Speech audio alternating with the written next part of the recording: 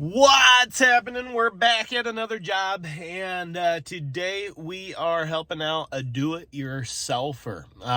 Reached out to us and has 3 valves, he said, that or zones that are not working.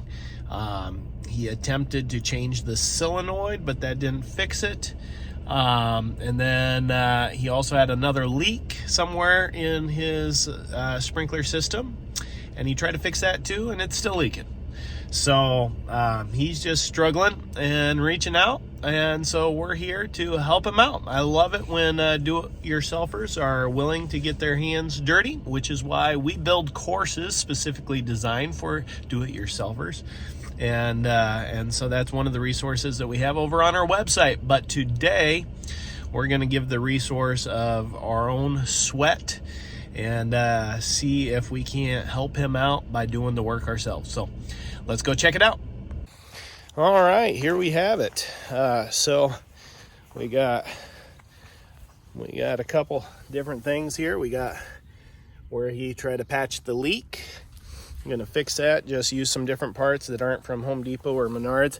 And then he has already dug up the valves here. We got 2 old valves, and we got one over here that we're gonna go look at. But I'll show you what they are. Okay, so we got our valve box, we got our valves here, and we got our wires, and it looks like we even have a nice toad down here. So these are old, I believe, Rainbird valves. And we got our toad here. Come here, buddy. Come on, you want out of there? Oh, say hi to the camera. Always gotta love our friends helping us out. We'll let him go, and he'll go enjoy the nice sun. All right, let's get to work. All right, we dug this one out a little bit better. So one of the main things when people are working on valves is they have a tendency not to dig a big enough hole to work in. If you have any water or anything like that ends up in the hole when you cut the main line or working on the valve, like, it just becomes a real mess. And sometimes there's some roots and things like that. So just having enough room to work is key to being able to do a job well done. Here, I'll show you what I got. So we got our pile of dirt. You can see now all the pipes. We got our pipe going into that valve. We got this one that's elbowing and heading that way.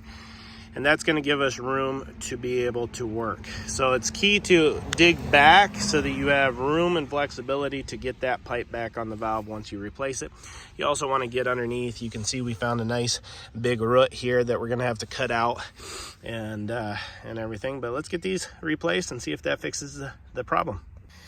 All right, we got the valves all fixed. You can take a look here. So you can see new Hunter valves. Got them all wired up. Got everything back together. We're just going to go turn on the water now and make sure there's no leaks. All right, our backflow is up here. A little tricky to get to as we have to sort of climb up, but you can sort of see it here. And the part that we want to open is going to be this valve right here. It's a little bit rusty, so you can't really get it with your hand, but that's all right. We got our channel locks here, and we will use them instead to turn it back on. There goes the water, and we are good to go. Now let's go see if we have any leaks. All right, we're back here to the valves, and it looks like everything is good. We have no leaks down in there. We've also fixed here the leak that was here. We're going to turn that water on quick just to confirm that there's no leak. You can see it over there. We're sending water to it now, and it looks like we are good. No leaks. But we're going to get wet. Oh no! Gotta love getting wet. All part of the job, but we're good. All right. So we got to go test it with the clock just to make sure it works with the clock with the wiring. But the valves are replaced. Everything looks good. Test it with the clock, make sure wiring's good, and then backfill it and clean it up. All right, we got the valves done, put back together. The hardest part for cleaning up is when the homeowner has dug it. You can see the grass is different colors. It's just always hard to make it nice and pretty after you put it back. But we're back together, so that is good. That is good.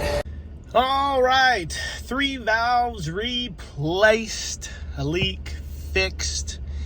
Got to enjoy doing valves as you sit in a hole. Thankfully, that one was in the shade a little bit, especially on these days that are in the 80s, right?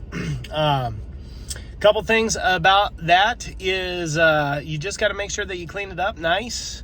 And it's a little bit easier to clean these up when we dig them, the moment that we fix them and we can get the grass back. The longer the grass is cut, it just doesn't look as pretty. So that was my only real negative there.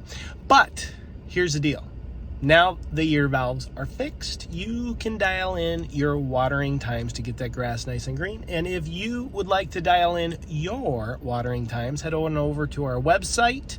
We have a free PDF designed to help you get the most out of your system. So go download that app and you can get your watering times dialed in. Until next time, happy watering.